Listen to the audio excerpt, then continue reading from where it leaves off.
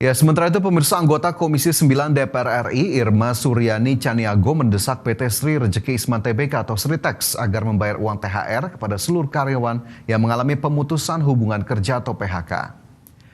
Politisi Partai Nasdem ini meminta pembayaran THR harus dilakukan sebelum Lebaran tanpa harus menunggu proses lelang harta kekayaan milik individu atau badan yang mengalami pilot atau kebangkrutan dan sudah dinyatakan oleh hukum milik Sritex. Irma juga menuding Sritex bersikap masa bodoh dan seakan lepas tangan saat mengalami pilot dan menyerahkan bebannya kepada pemerintah. Irma tak ingin peristiwa PHK Sritex menjadi contoh buruk bagi perusahaan lainnya saat melakukan PHK yang melempar tanggung jawabnya kepada pemerintah.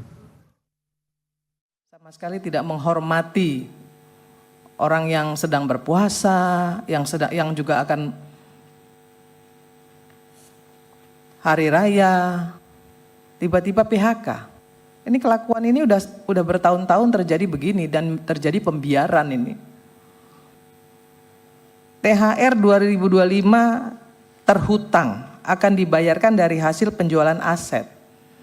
Pak Menteri tahu nggak sih kalau sebenarnya Sritex itu punya anak perusahaan 11, ada 11 perusahaan.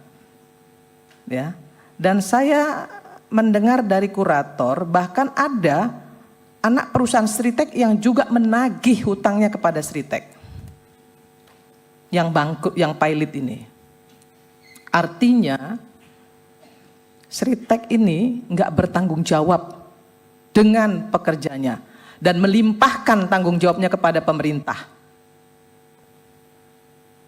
Dari 11 perusahaan itu harusnya dia bisa memberikan THR kepada pekerja yang ter-PHK. Dari 11 perusahaan yang lain, realokasikan anggarannya.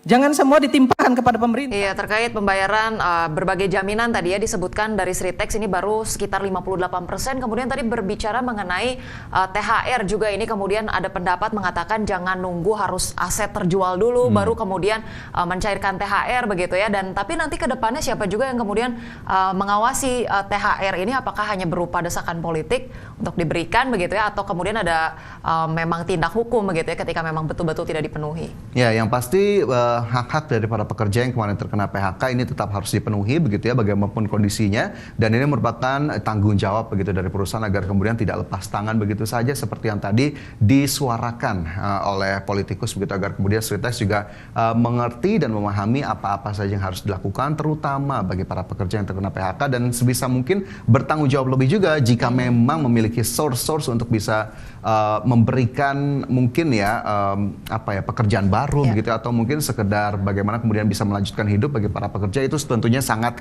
ditunggu sekali oleh para pekerja Sritex yang terkena PHK.